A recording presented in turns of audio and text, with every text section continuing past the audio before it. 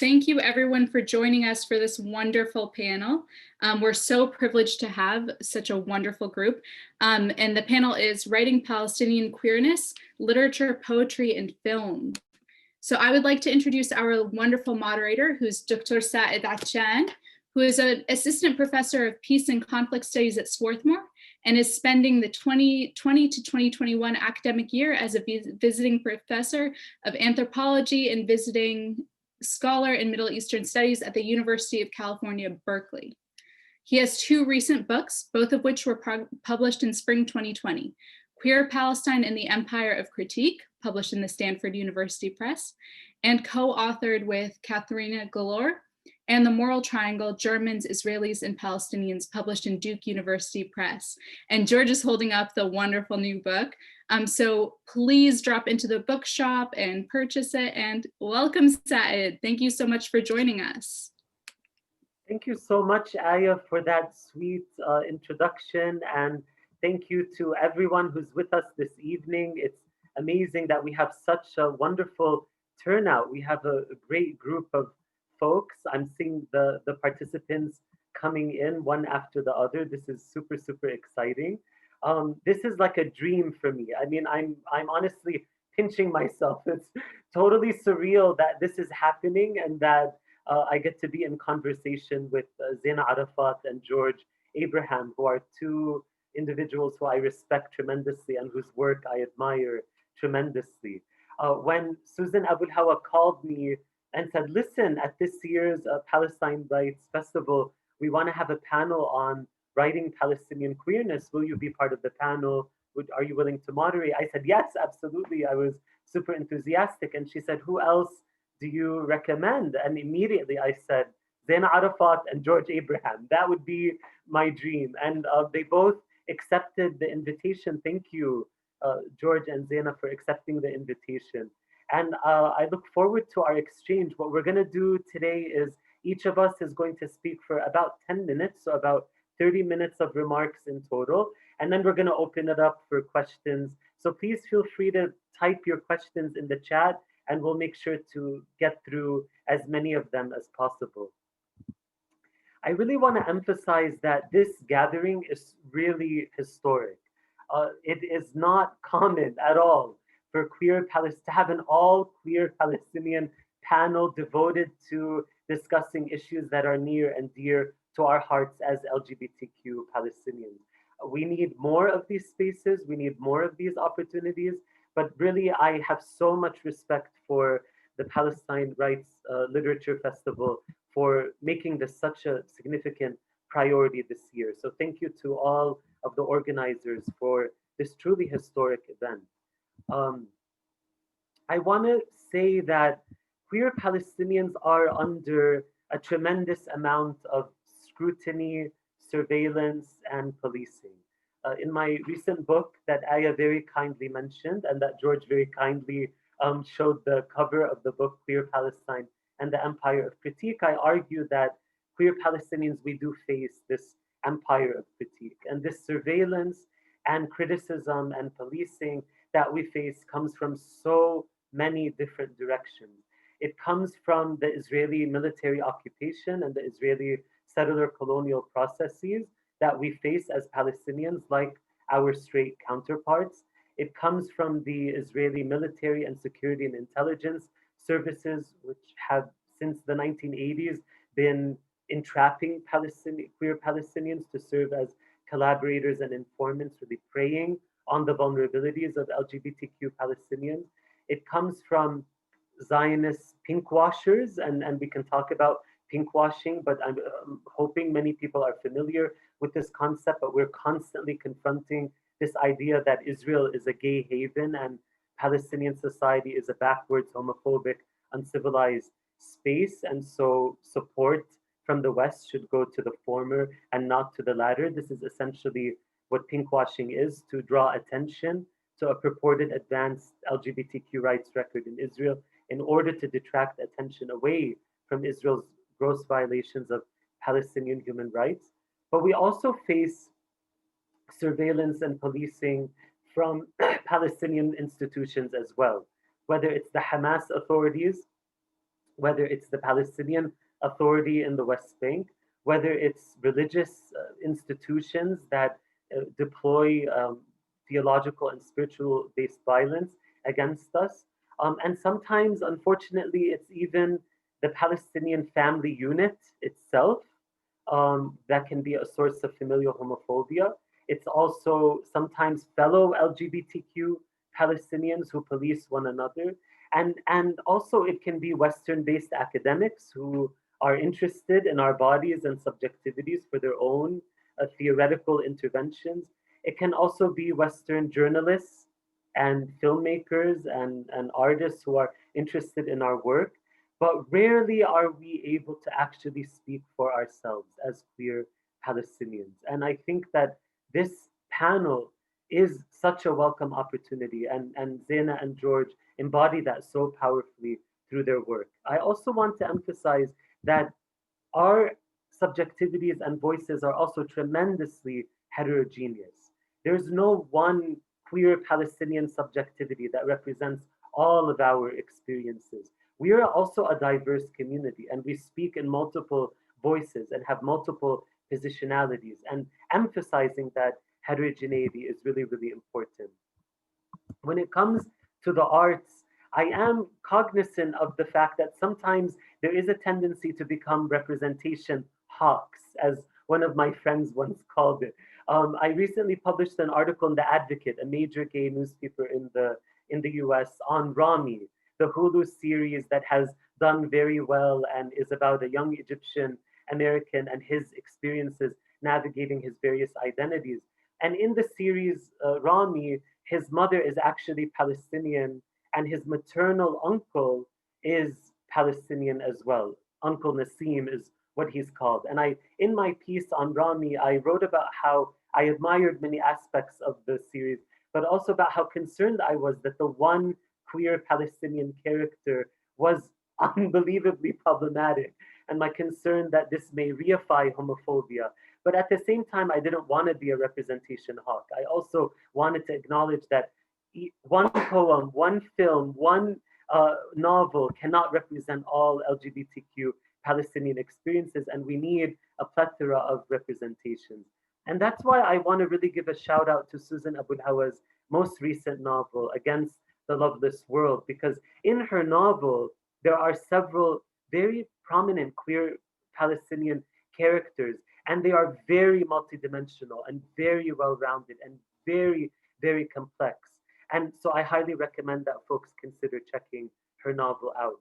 And that brings me to Zaina and George's work. Zaina and George both are brave and bold. They understand that the personal is political. They are fearless as queer Palestinians in speaking for themselves and their experiences and experiences of others, and capturing our collective experiences. And so, what I'd like to do now is to introduce them and just to introduce their work very briefly. And this is in order of last name, alphabetical order. So, George Abraham uses they and he pronouns and is a Palestinian American poet from Jacksonville, Florida. They are the author of the debut poetry collection Birthright, published with Button Poetry in 2020, a board member for the Radius of Arab American Writers, RAWI, and a recipient of fellowships from Kundiman and the Boston Foundation. Their writing has appeared in the American Poetry Review, the Paris Review, the Missouri Review, West Branch, Mizna, and elsewhere. He's currently based in Somerville, Massachusetts, where he's a bioengineering PhD candidate at Harvard University and teaches in writing, literature, and publishing at Emerson College. I'll also say that George was my student at Swarthmore, so there's a very special place in my heart for George, and I'm immensely proud as a mentor. I will share the endorsement that I gave for his book, or their book, Birthright. I wrote, Birthright captures how politics penetrates our psyche and consciousness. But as the poems triumph through anguish, we're able to hold on to life. The journey of reading these words is also a universal one, bringing together conceptions of faith, love, family, settler colonialism, violence, queerness, and the search for home. Never has poetry pierced through my heart and touched my soul as while reading Birthright for the first time. So thank you, George, for being with us. And I'll now introduce Zaina Arafat, and I hope to do justice to her work. Zaina is a Palestinian American writer. Her debut novel, You Exist Too Much, was selected as an Indie Next Pick for June and has received acclaim from Oprah Magazine, Vogue, Elle, Harper's Bazaar, NPR, and Good Morning America. Her stories and essays have appeared in publications including Granta, The New York Times, The Believer, Virginia Quarterly Review, Vice, BuzzFeed, Guernica, and The Atlantic. She holds an MFA from Iowa and an MA from Columbia. Zaina was selected as a 2020 Champion of Pride by The Advocate and was awarded the 2018 Arab Women Migrants from the Middle East Fellowship from Jack Jones Literary Arts. She teaches writing at Long Island University and the School of the New York Times and is currently working on an essay collection. And I'd like to actually read an excerpt from her novel, You Exist Too Much, a passage that was one of my favorites. She writes, during our visit to Nablus at the height of the Intifada, the Israeli military imposed a 24-hour curfew.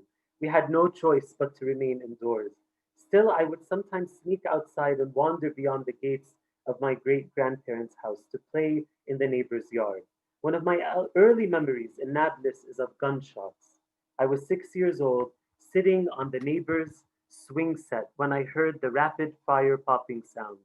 I jumped off the swing and began to run. Though I was only next door, in the moment I didn't know how to find my way back home. Seemingly out of nowhere, a woman dressed in white appeared. I ran directly into her outstretched arms, crashing into her bosom. She held me tight. A dry breeze blew. A chicken clucked by.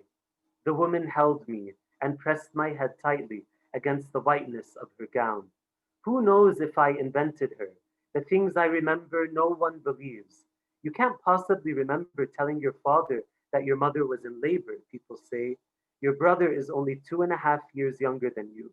They tell me I can't remember my mother hemorrhaging and returning to the hospital right after I was born. But I remember, perhaps because I want to. I can just as easily forget when I want. So thank you, Zaina, and I will now hand it over to George. Thank you so much, Sa'ed. Oh my goodness. It's just like an undescribable dream to be here with you and with Zaina as folks who, again, I don't know, it's easy to feel really lonely, I guess, in my body and in this experience being queer and Palestinian. And every queer Arab I meet, just especially queer Palestinian I meet, makes me just like less and less and less lonely. And I'm just so grateful. I'm gonna start off with a poem from Birthright, which just came out with Button Poetry. And this is kind of speaking on the theme of pinkwashing, and thinking about my first and only time I was able to return to Palestine was actually through Sa'ed Atshan and through Swarthmore College. And this sort of, I guess, what the city of Tel Aviv has sort of become to queer communities, like getting ads like OMG vacation in Tel Aviv on dating apps. Like, no, like I can't. And also, like, honestly, for lack of a better phrase, fuck everyone who is non-Palestinian and is vacationing to Tel Aviv for these gay vacations.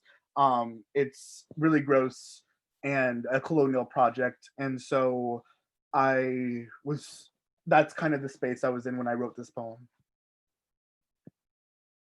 For my parents, for my grandparents, for all who cannot return. Letter to be reflected and thrown into the shores of Tel Aviv. I am writing to you from a land where I am already myth, but I suppose you knew that already. You've seen it before, but not through my eyes, with nothing but the wind tethering you here from some other goneness you could imagine. Let me be clear. To other men, This could be the right side of paradise, a foaming line waiting to swallow me back. Or where I'm from is no longer where I came from, but instead a blood's reckoning. Instead, a hunger I cannot afford. Oceanic. Only a queer thing can swallow that much of me and still remain a whole and single body. Desire is desire. And here I am, pooled and thirsting, I promise. There is a distance when I call this my capital and they call it theirs. But there's also a distance when I call this mine and you yours. It is a different kind of distance. Here, our men don't have faces. Here, I've taken that blood-stained flag down, yet Palestinian is the only identity I've ever been certain about. I promise. There are men who want me, but cannot stomach the idea of me existing, even if you cannot imagine them. Forgive me. I had such little faith in your imagination, but I'm beginning to think of faith as a fogged mirror into which we look and witness ourselves outside of ourselves. And much like faith, we don't pray through mirrors. We understand through them. I want you to see me in this and every light. I'm not asking you to imagine me dead in a man's arms, but I am asking you to see me as always becoming, both I and death of. It's true.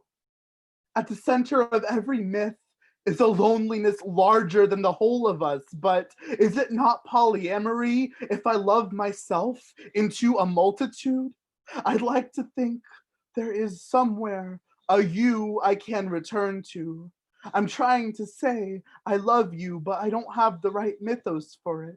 I'm trying to say I love him, but he already isn't. I don't want to call this a coming out. That would imply there was ever a border to reckon. If I let this become an elegy, that means I failed. War is war and war alone. And I don't want to speculate on the exiles I could inherit from your hands. I want to say I already forgive you for what is to come. That the opening wound of me forgives the ocean its salt. But this too is contingent upon the promise of violence. Forgive me. I cannot fathom the concept of returning to you. I once imagined this, a love letter to every person or country that once mothered me, but maybe I needed this to be instead a mirror. This is what I know. I fell in love with Summer like he wasn't a bad decision. We kissed with all our teeth. He bit me and the blood surfaced but did not pool. We pulled rivers from each other until we forgot we were human. We slow danced in an empty field as the world ended around us. I am always at the edge of violence. It is how I've constructed mercy. Forgiveness is a sadness I cannot afford. I only know my lovers as seasons that pass through me. Therefore, I'm either land or ocean, but never the border between. I too want to be interrupted by daybreak. I too have stained and been stained beneath the same moonlight. I'm not saying I love him. I'm just saying I'm worthy of a good fight, I promise. There are prettier ways to lie to ourselves, among ourselves. You ask what the weather's like in my city every time. This is how you understand the distance between us. But what is an obad if not a lie we tell to convince ourselves morning's coming, bloodless? I loved him, phantasm. Forgive me. I loved him, anthemless and splendor. Forgive us. I lied. What I'm looking for is the opposite of forgiveness. Thank you all.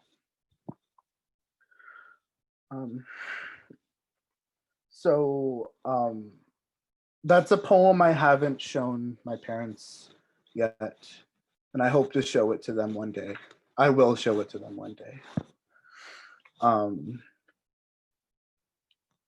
The next poem I'm just gonna like lean into the complicated poems. Like, here we are. It's a queer panel. It's a panel about queerness, and I know that this is an audience that is Palestinian and pro-Palestinian, and let's just have the hard conversations. That's all I'm gonna say. Palinode, with thanks to my good friend Jan Henry Gray. The Arab American Institute DM'd me on Twitter to say my work reminds them of Kamal Bulatas. I thank them, but in truth, I've never read Bulatas' work. I've never pored over Kanafani, though I won an award named after him. I've never finished all of Said's Orientalism. I've never studied Darwish as well as I've studied.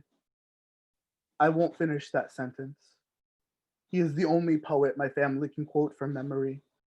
The first time Tata read my work, she opened to a poem titled Guacamole, said she likes avocados.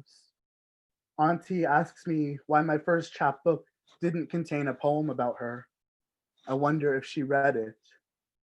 Every time I mention a book, my father jokes about not knowing how to read. He graduated with a degree he did not want. The degree he wanted would have required more reading. A former white friend said, some of my family members speak like they're, quote, illiterate. It wasn't until her funeral that I discovered my great aunt spent her entire life teaching English to fellow Palestinians fleeing to America. She died before I could ever show her any of my poems. Her brother, Nabil, is always the first to like my poems on Facebook. He says he wrote poetry in Arabic back in Ramallah. He says poetry should terrify politicians, especially the American ones. He is the only blood relative I write for. I don't expect everyone to understand how to read this. I want you only to understand who I wish harm in the reading of me. Most of my family will die before reading this, and I think I'm okay with that. Not a year goes by without someone saying my poetry reminds them of Remy Kenazis. I love him. I wonder if they've read anyone besides him. Naomi Shihabnai was the only Palestinian ever assigned to me in a classroom. She was my first lesson in gratitude. The first time I met Fadi Juda, I realized I needed to spend more time, capital R, reading All of Us.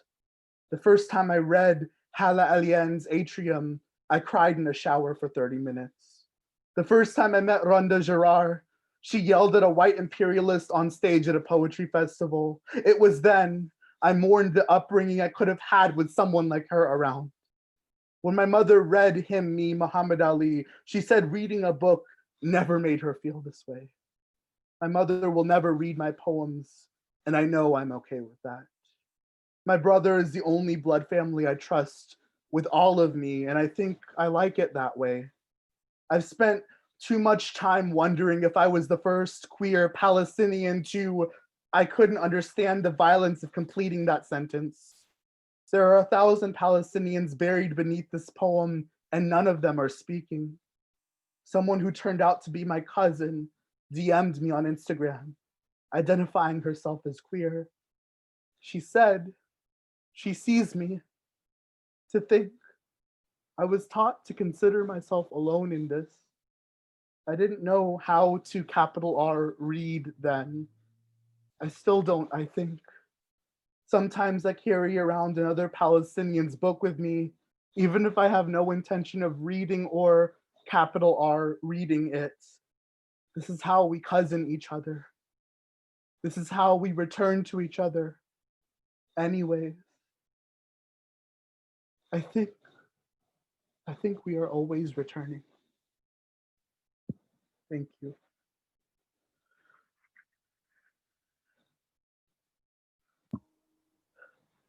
I'm gonna just do one quick last poem and then I'll turn it over to Zaina. Oh my God, I didn't expect to start crying on camera. Thank you all so much for having this space. OMG, I see my cousin in the chat. I love you, Summer.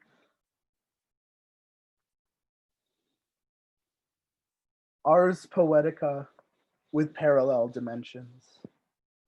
I must confess, my softness is often an endless well I fall into the way a snake chases itself into itself. On tamer days, I blame the fruit for their thick ripening and not the small jealousies endangering the honeybee. Some days, I cannot distinguish desire from extinction. Every love of mine demands bloodshed.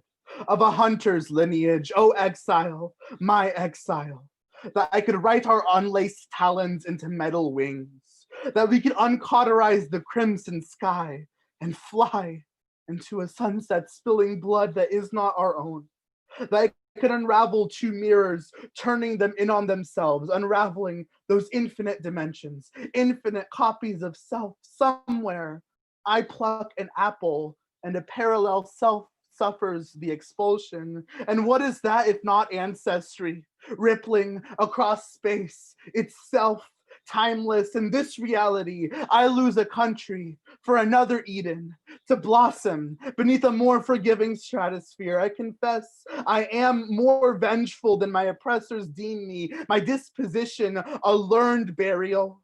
I fang so hard it louds my smile, writes my cyanide ducts into gentle rain. In truth, I wish all of my oppressors an eternity of carnage for every country stolen from us, from all of my loved ones, the way infinity plus infinity is just infinity. Forever fails us like that. Our eternity is the moment between child's fist and soldier's gun. Therefore, our eternity is everything but child's fist and soldier's gun. I know threat is not object, but state of being. I love him, so he's everyone's threat. I bloody my hands for him, so he must be God of somewhere. I know heaven is a poem I can survive the end of. I know holy is waking up with a knotted neck on a red sofa in Philadelphia, crowded with all of my loved ones. I know that is itself a country even I can have faith in. Thank you all. I'm going to turn it over to Zaina now. Thank you so much, George. Thank you, thank you. Alf shukr. Zaina, thank you. Please go ahead. George, that was amazing. Oh my God, it's so beautiful. And Sa'ed, thank you so much for that lovely introduction and for even reading a passage. That was really lovely. Thank you. I'm just gonna go ahead and read a excerpt from the novel, and then afterwards I'll talk a little about why I chose this particular excerpt. So yeah. Okay, this comes like a little bit early on in the book, and I don't think it needs any setup. All right. Where do you live? The professor wrote me. We had met the previous summer, almost a year earlier. She taught French literature at the Alliance Française in Midtown East, in between semesters at Columbia. On the first day of class, she had announced that past students had told her she didn't smile enough. So she put her palms on the edge of the desk and leaned forward, smiling, as if to say, "Here you go." I had loved her since the day she kept me after class and suggested I was too harsh on Emma Bovary for her childish fantasies and for cheating on Charles. Emma's pathetic, sure, she said, pressing a polished fingernail to the word méprisable on my paper. From the dinosaur band-aid on that same finger, I surmised a husband and kids. But this is melodramatic. She then looked at me, paused, then offered an effortful smile. For the first time, I noticed the dimple that appeared above her lip when she smiled, like a second, smaller smile. While we stood there, I began to fall into its span. As I gathered up my things and walked towards the classroom door, she asked, "Is it so bad?" I stopped and turned towards her. "Is what so bad?" "To have an affair?" she asked. Her question seared. It felt both suggestive and forgiving. At the time, a photo of Elliot Spitzer and his scorned wife, Silda, adorned the front page of the New York Post. I felt myself blush. I don't know, I said, but it is in this country. She laughed. Her laugh was deep and started in the back of her throat, getting increasingly lighter as it worked its way forward. True, she said. My body surged with heat. When I got home that night, I Googled her. I discovered that she wrote fiction. A short story with her byline came up, a simple piece about a woman struggling to keep her marriage intact as the other couples in their circle divorced. I wondered if it was based on truth, and I searched for details that matched her reality as I knew it. During class the following week, I made a point to mention it.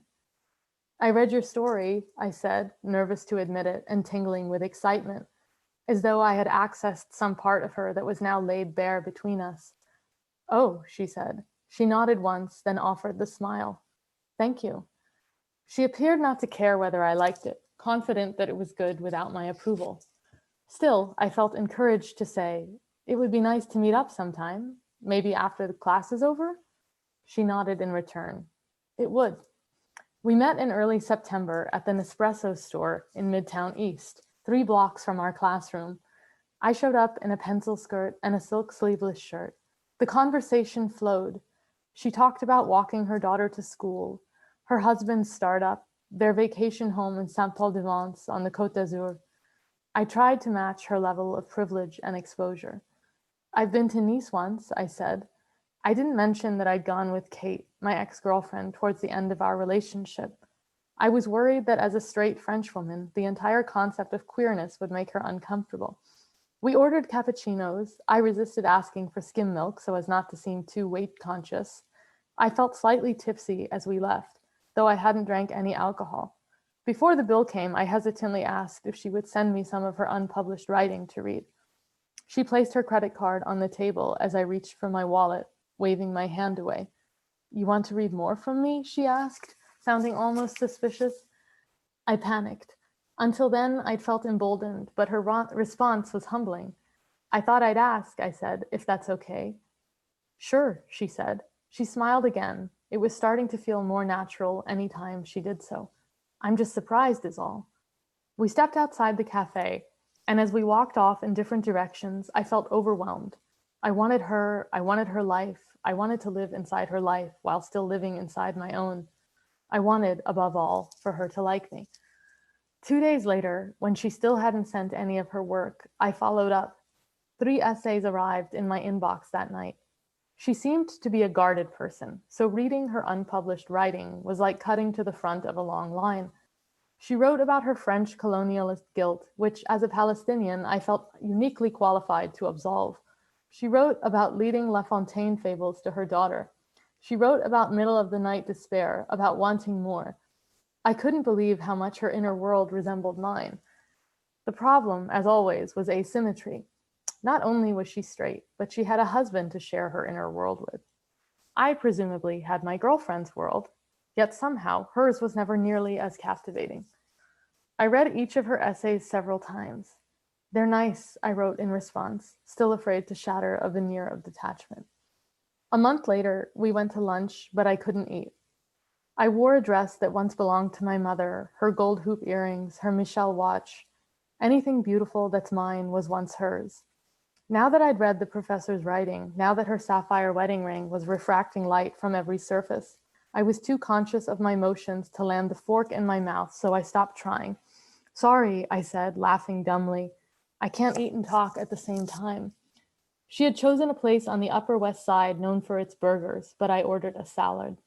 I imagined she was judging me in that moment, but how could I eat something so unsexy as a cheeseburger in front of the sexiest woman in the universe?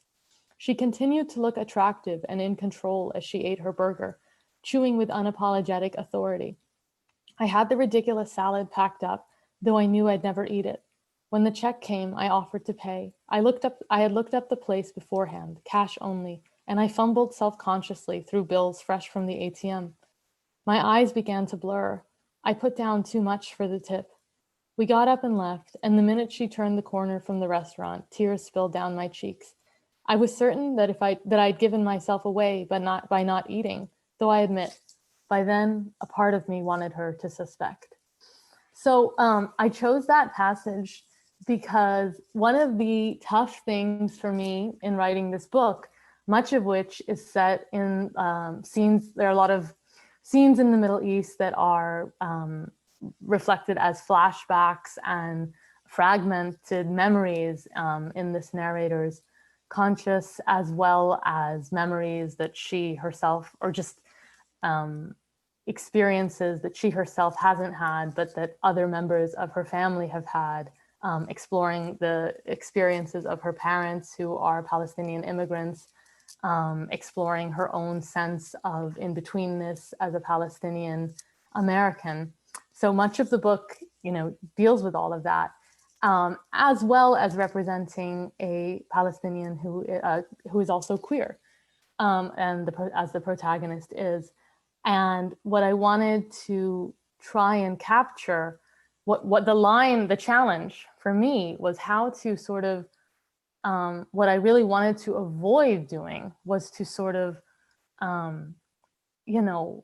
represent Arab culture, Palestinian culture as, oppressive and repressive and like blanketly homophobic and all of that, which I find to be just as just a stereotype in many ways. And it was very important for me to just sort of create a character who happens to be Palestinian, who happens to also be queer, and at the same time to capture, while not depicting that sort of stereotypical representation of Arab and Palestinian culture as being just like really closed-minded and repressed and homophobic, but to also capture the reality that sometimes there is homophobia that can come from within. And whether that comes from, a sort of broader cultural background or a kind of conservative family, which, you could come from a conservative Christian family or a conservative Jewish family and experience that internalized homophobia as well. Wasn't as much the point as sort of just showing what internalized homophobia can look like. And in this scene, the sort of one-sided obsession is sort of a manifestation of that internalized homophobia. So yeah, I was trying to sort of walk this line of showing, some of the difficulty that comes with being queer and yeah, in this case, having a sort of conservative family as this protagonist does, and perhaps also a family that, culturally is unfamiliar with, queerness, really, or just can't imagine it as a reality, in their lineage, but also not, perpetuating any stereotypes. So I chose this passage, which, as you notice, they're very, very, very light, minor references to being Palestinian. Although, the whole book is about Palestine in some ways and about being Palestinian. And that was really intentional, and one of the, this is the last thing I'll say, but one of my struggles in bringing this book to light was editors and agents who wanted all of that repression and homophobia and scenes of stoning gay people, and just things that I was like, that's not what I'm doing here. I'm just not going to do that. And that was really a struggle. So when it comes to writing queerness and writing Palestinian queerness, this was the best way that I could present. I wanted to sort of, talk about that exact balance and sort of dilemma that's very real, I think. So yeah, that's all. And just thank you for listening. Thank you so much, Zaina, and also thank you for giving us an opportunity to laugh as well and to smile. There were some funny moments. Sure. There, and we need, the queer melancholy is a reality, but queer joy and pleasure and fabulousness and resilience and humor is also important. So let's shift to the Q&A. If folks have questions, please feel free to type your questions in the chat function. We see a question from Sonia Suleiman asking if the Queer Palestine book is available in the festival's bookstore. And Aya very kindly responded, putting links to my book and George's book, as well as Zaina's book, the links that are all in the festival's bookstore. So thank you, Aya, for doing that. There's a question from an anonymous attendee. The question says, thank you for this. Thank you for making me know I'm not alone as Palestinian and queer, still in the closet, but you make this easier. My question is, what is your advice for queer Palestinians? How do we deal with these two separate identities? So I hope George and Zaina, you can respond.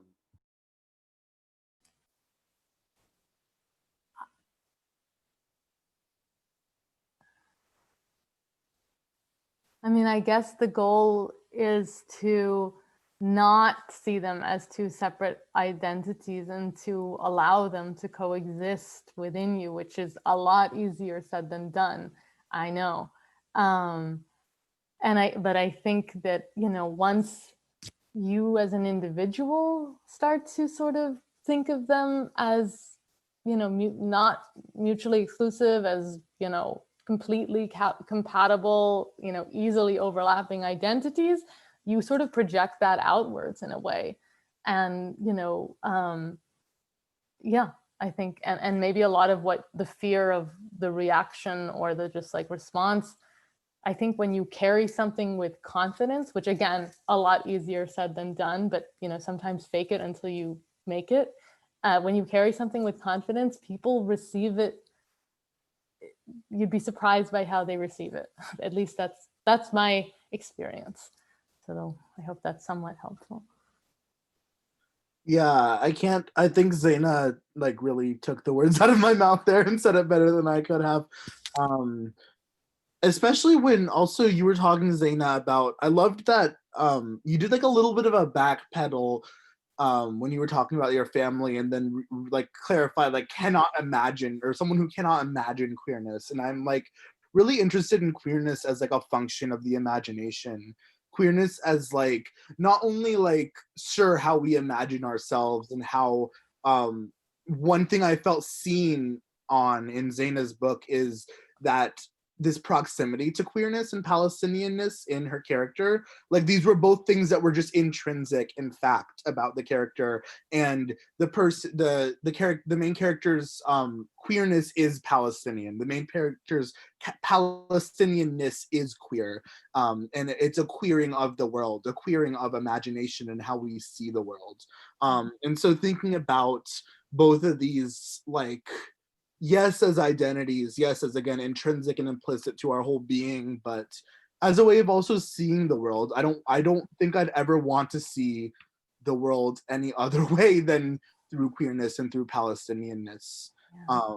And I don't think I can imagine a world that I didn't know how to somehow queer and how to somehow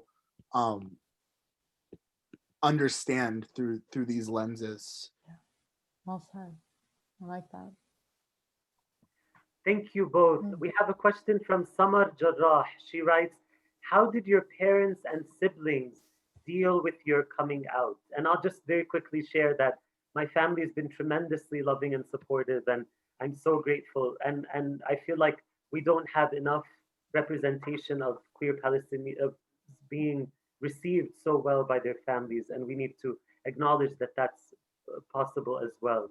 But I am curious, Zaina and George, how, given Samar's question, how your families have dealt with your coming out. I would say that coming out to my mother, like for real coming out to her, because I think she had suspected for some time, but then like actually coming out was one of the hardest moments of my life. But I mean, honestly, the response, like, okay, after the initial like really bad response, my parents came around to it. And we talk about girls all the time. And I brought my ex-partner to Palestine with me. And she met my entire extended family, which was a dream, something I could have never imagined would happen. And actually that was the happiest moment of my life by far. So yeah, it was hard as hell, but then in the end, all kind of went okay. I guess I don't want to be like a Debbie Downer. I haven't come out to my parents, and I think I'm at peace, at least momentarily, with that decision. And I think that it, in a way, is for me being on like the inside of the closet or whatever. I don't really also like that framing, because I think that some people come out every day of their life. I think that some people have very different reckonings with outness and the degree to which one is out. And I think that even this binary in closet, out of closet, like framework is kind of like messed up and colonialist in a way, and it is a border that we build within ourselves and within our identity and conception of self. So I've been really interested in sort of trying to, I guess, within my own imagination, break down what it means to be out exactly. And there are just some parts of my life I've realized that I don't trust my family with. I don't trust my blood family with knowledge of like sexual assaults that I've experienced. I don't trust my family with talking about mental health and mental health disorders. I don't trust my family right now with all of my queerness. And again, as similar to Zaina said, like anyone who meets me LMFAO, like if you don't know, then I don't know what to tell you if you don't know that I'm queer. But so I have similar suspicions that they also suspect. But I think that they are kind of quietly respectful of like, we don't want to push George on this, and we're going to sort of let him come to us on his own time and in his own terms. And I think that's a form of love too.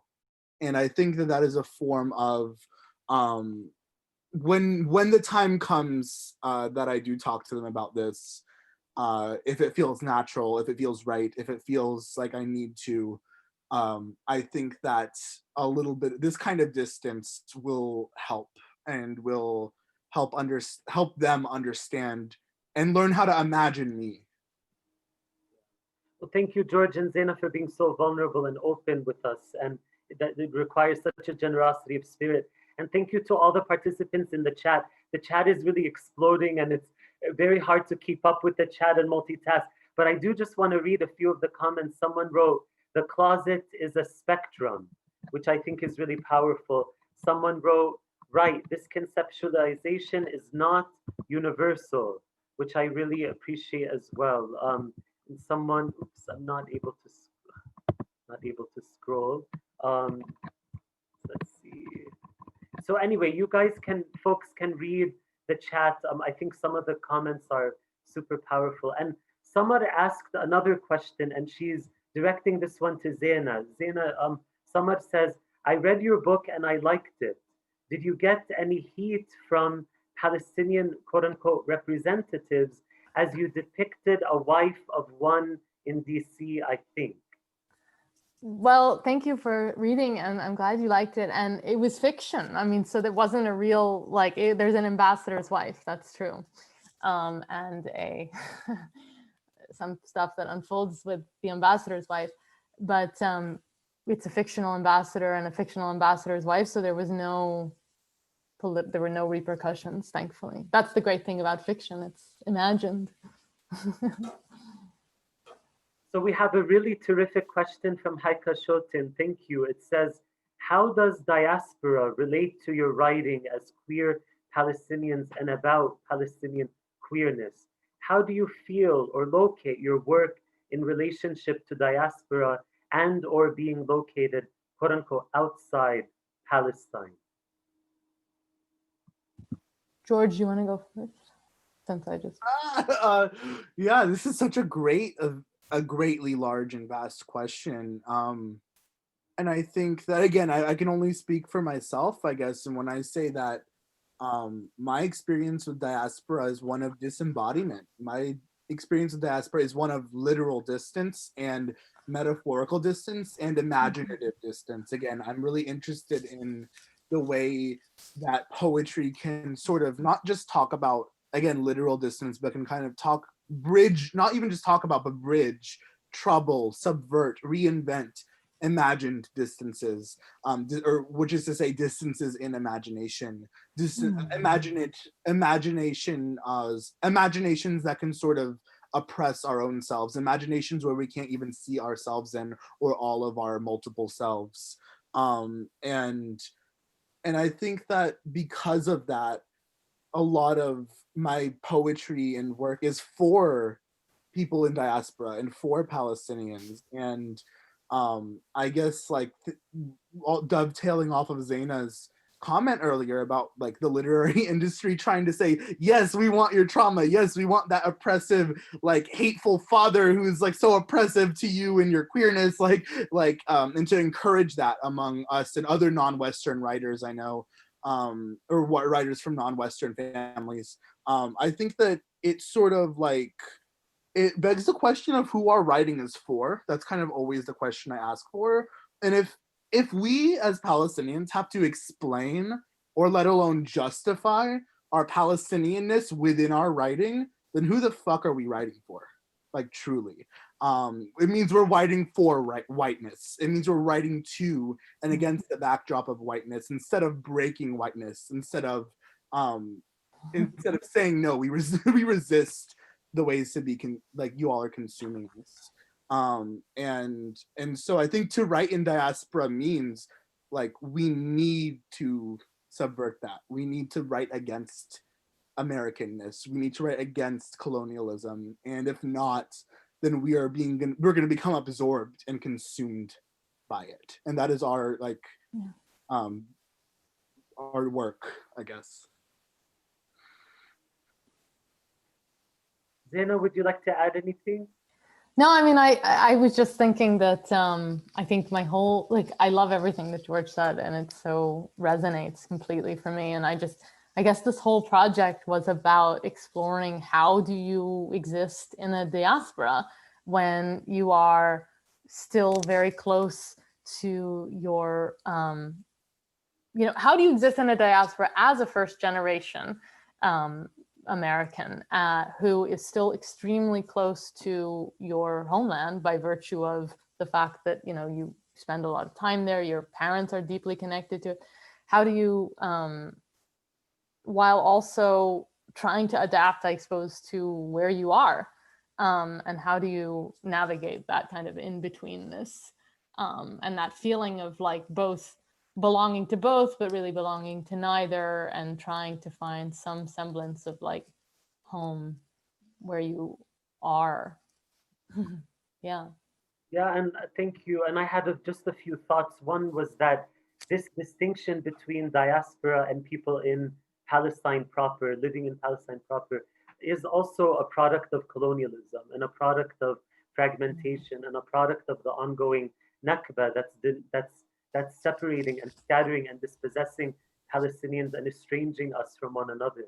So we have to recognize that. I also think that sometimes this is a false dichotomy between the quote unquote inside and the quote unquote outside, because there are many of us like myself who traverse both worlds and who go back and forth between Palestine and the diaspora, and both of those geographies constitute one another. And the last thing I'll say is that sometimes Palestinians in the diaspora sometimes feel that they're the Palestinian minus, in a way, that there's something missing to their Palestinianness because they're not in Palestine. And actually, we have this expression back home that all people live in their country, but for Palestinians, our country lives in us.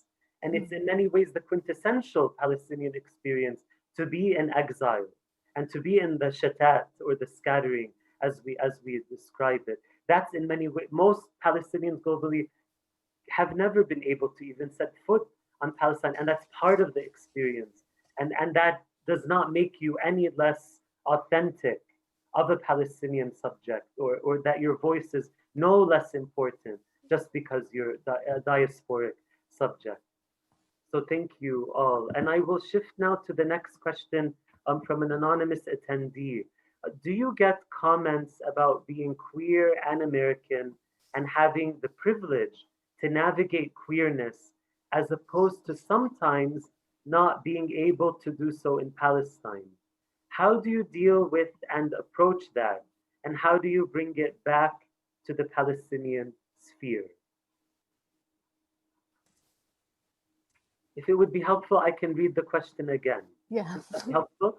Okay. totally. Do you get comments about being queer and American and having the privilege to navigate queerness, as opposed to sometimes not being able to navigate queerness in Palestine? There's a privilege to being American vis-a-vis navigating queerness. How do you deal with and approach that? And how do you bring it back to the Palestinian sphere? Okay, so I grew up mostly in the States. I mean, I grew up in the States basically, and but I spent all my summers and a lot of time as an adult in the Middle East and in Palestine, and I haven't had as much of the experience of being queer, like I guess proportionally speaking, I've been queer in America more than I've been queer in Palestine. But one thing, I never found that the privilege of being American and navigating queerness made it easier to be queer. I felt the same level of queerness and sort of like either discomfort if I was at a stage of being uncomfortable with that part of myself, or comfort if I was at a place of being comfortable with myself. I felt the exact same way both here and there. And one thing that's kind of funny is I have more queer friends in Palestine than I do, honestly, in New York City. Like seriously, it's so weird, but it's absolutely true. Maybe it's just like, that's how I found community there, is through a queer, but that's like really, that actually like kind of really warms my heart. And I love when I can tell people that, especially people that are not Palestinian who, would be really surprised to hear that. I think that also dovetailing off that, again, like Zaina, I also like grew up in the States and on indigenous Timucuan land that was stolen, and the Timucuan population like is actually extinct from colonialism, and because of that, I have this sort of my own answer and reckoning with this is that I think it means that my work within America, in especially queer communities in America, is to bring Palestine into those queer communities and to say, we need to think about Palestine. And if we're not actively like on the forefront of this, then like, what are we doing?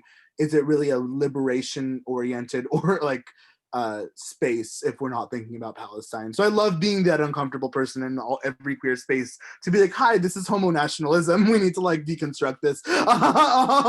And like, no, and just starting uncomfortable conversations within queer spaces. Cause I think that like, truthfully, I've like, again, this is just my own experience and my truth. Like Zaina, I've found that like, very much on the flip side, all of my Palestinian community in diaspora and in Palestine has been much more accepting and nuanced and supportive on average of my queerness than queerness in America has been accepting of my Palestinianness. And that's my own truth and that's my own experience. And it's caused me to be kind of pessimistic about queer culture, I guess, in America, and what does queer community even look like and mean within America. And it's unfortunately a relationship of pessimism. And also, like Zaina, literally, I can think of very few straight Arabs that I know and in a community with relative to the amount of queer Arabs, like, and they just happen to be queer, like one after the other, even if they like identify as straight, when I meet them, like they eventually like, I don't know, are not suddenly. And no, it's just interesting. Again, it's just an observation I've had that yeah, I'd say probably 70% of Arabs I know are queer. Just by coincidence, perhaps. So there's a question from another anonymous attendee. It says, you both mentioned internalized queer homophobia and then queer/homophobia from within the queer community itself. How do you all navigate that, and especially as writers?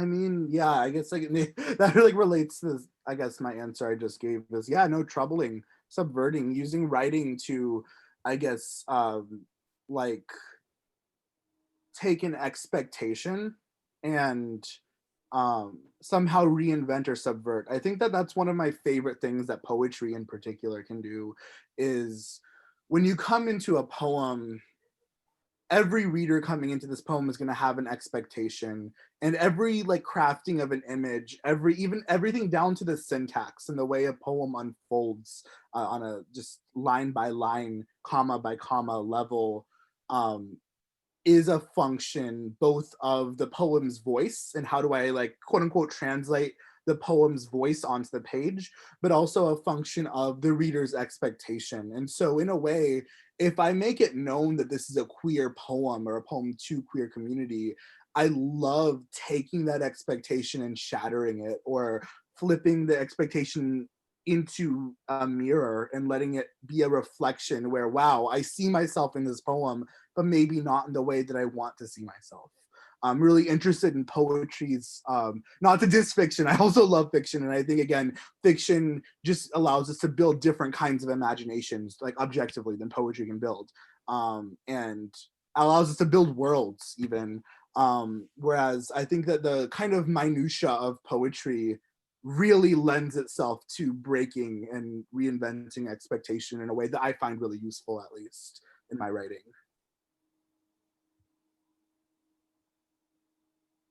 Yeah, and maybe I'm not sure I fully understood the question, but I just think, and I think my response is going to show that I didn't fully understand the question. But I think most of, I guess this whole book, at least for me, is about navigating or just like the way that external homophobia and internalized homophobia sort of feed one another, and where one begins and where one ends, exploring that.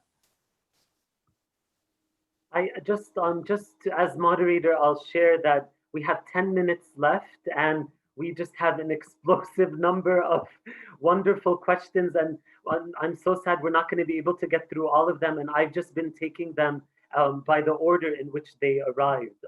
So the next question is from Natalie Diaz. Is there a way of love by which you engage land, country/countries, family, language, in relationship to the queer imaginaries George referenced? As in, can queerness be a lexicon for these relationships? And Natalie, thank you for your question. I think D. Kato just wrote, love Natalie's work too in the chat. Would it be helpful to repeat the question, or are you okay? This is also, I just wanted to retweet, oh my God, Natalie is like a hero of mine. And like, this is like wild.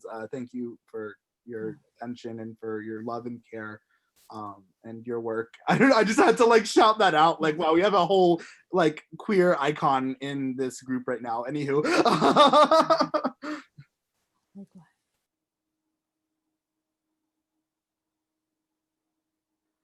Oh, sorry. So the way of love by which you engage land, countries, family, language in relationship to the queer imaginations George referenced. As in, can queerness be a lexicon for these relationships? This is such a beautifully difficult question, because I think if you asked me this question at every point in my life, I would have a different answer. And because I think at one point there was a time in my life where I thought that queerness is the only lexicon for my relationships in my between land, country, love, family, language. But then I realized that maybe part of my own conception of queerness was narrow and was limited, to think that any one notion of queerness can encompass all, and can encompass all of that lineage and history. And then at the same time, there were times in my life like that I was just so pessimistic because of like complacency I saw within queer communities, within colonial violences. Because in truth, I think that like there's something where when I see like queer people like doing like being a part of colonial violence, it makes me even more upset, than seeing straight people. And I know that that's like a double standard, and that's something that we need to work on ourselves as queer people, to say, no, we can't expect sort of moral purity out of every queer person. We can't, like, I think as Danya said earlier, all queer folk ain't kinfolk. And what does it mean to then hold our queer community accountable and be intentional about who we let into our community and into our conception of a queer community? So I think that I guess the only answer I can give is that my relationship with queerness is always fluid, is always in flux, is always evolving. And it's always something I want to try and build towards, not just in writing, but in my world, in like the world around me. And how can I be a vessel by which the kind of queerness that I want to see in the world can be seen in the world, can be present, omnipresent almost, can be implicit and known.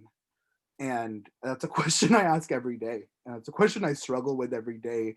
And is one that I'm really, really interested in. Again, poetry's capacity in particular to be that.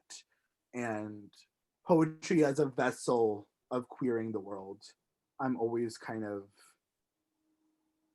I'm never not in that mode, honestly. But I feel like that answer doesn't do justice to like the beautiful nuances of that question, honestly. Zaina, would you like to add anything? Just that I was so happy to see that Natalie was here, Natalie Diaz, because I love her work as well. I love their work, and I need to really think. That is such a thought-provoking question. No, I can't add anything to it right now, but I'm definitely going to think about it for the next several days / months. So thank you for that. So we have a question from Maura Finkelstein. If we have time, I'd love to hear what all the panelists are working on now. And thank you for this wonderful panel. Thank you, Mara. And I'm just happy to start us off quickly just to say that I'm working on a new book with a dear friend, Philip Ayoub, who's also a gay Palestinian.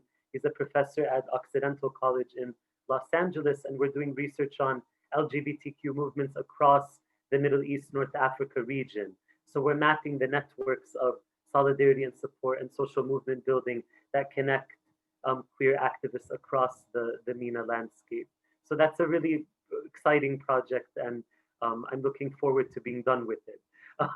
But I'd love to hear also, like Maura, Zaina, and George, what are your next projects?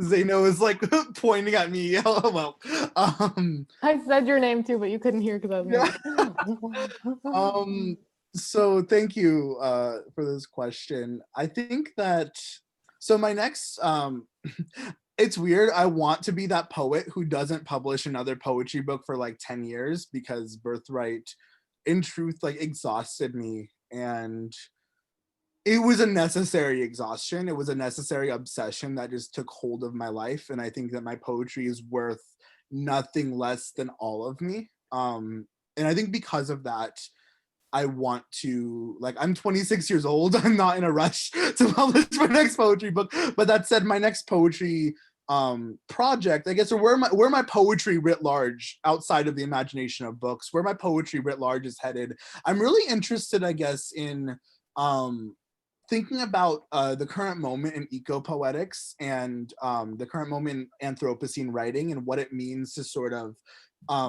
be Palestinian and queer in a time of climate catastrophe, and in a time where I think that the violence against Palestinian land is so deeply ecological and is deeply rooted in ecological catastrophe, in a way that I'm really interested in that language, in the language links between ecological catastrophe and interpersonal catastrophe and queer catastrophe and catastrophe of country.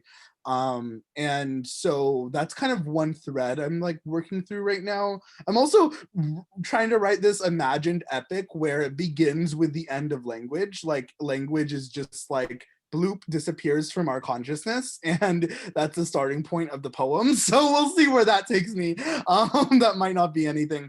I'm also not to be that poet TM, but I'm working on a novel as well, And I've talked to Sa'ed at length actually about my novel, because my novel is about my horrible, abusive academic advisor that I've had at Harvard for the past several years. And it's kind of a speculative horror fiction in big air quotes, about a queer Palestinian at Harvard University who is working with an advisor that has to like sacrifice a grad student every few years to maintain their tenure. So so that's kind of where I'm like looking for my fiction as well. Daniel wrote most. Oh, it's disappearing already. Can you read Yeah, that? most academia is horror genre, but not speculative. Retweet, Daniel. Oh my god. Daniel, that's so true. Okay, Zaina, what are you working on next? Quickly, I'll just be quick. I'm working on another novel that's set between Palestine and Europe, and thinks about diaspora and post-colonialism. And I'm also working on an essay collection, which I tend to freeze up when I talk about it. So I'm just gonna leave it at that for now. I love Zaina's work in the essay mode. You have a beautiful essay in The Believer that I think about all the time, actually. I thank you so much for saying that. I do love essays as a form. I think they're my favorite form. So that's what I'm really excited about right now, the collection. Hot take, but same. I think essays are actually, no, I feel like essays are where I shine most as a writer, out of fiction, nonfiction, and poetry. Which is weird to say as a poet, but anyways. So friends, we have 1 minute left and I promise to hand the mic over to Aya. But before I do, thank you from the bottom of my heart, Zenna and George, for your generosity of spirit, your eloquence, and everything that you brought to this panel. And really, this has been such an honor and such good for my spirit and soul. So thank you all. Thank you to all the attendees. And I'm going to hand it over to Aya. The floor is yours, Aya. Thank you so much. I want to say thank you again to all of you for this wonderful panel. And thank you to everyone in the audience for your thoughtful questions. So I just wanted to hop in here and say that all of the books are available in the Palestine Writes bookshop. So that's a way to support local bookstores as well as Palestine Writes and our writers. So as everyone mentioned today, the way that you can show these publicists that we want to read these kinds of works, these honest and true works about Palestinians and Palestinian queerness, is to support these writers and to buy their books. So please do so. Also, I'd just like to shout out for tomorrow. We'll start with programming at 10 a.m. with the Children's and YA Literature panel and our Tatlis workshop, and wonderful programming throughout the day. So please join us again tomorrow. And all of those questions that you'll continue to think about, you can think about in the afterwards debrief in our chat rooms. So please use those. Thank you so much to our panelists for being here. Thank you so much for hosting us. This has been lovely. Thank you, Sa'ed, also for being such a wonderful host, moderator. And George, it was so lovely to be in conversation with both of you. And thank you all for coming. It was wonderful to have such a great audience and questions. Retweet. Yeah, this is just Sa'ed and Zaina, a dream, and Aya and Susan and everyone from Palestine Writes. It was a dream. And thank you, everyone. The comments in the chat really like kept it going. Like, y'all are amazing.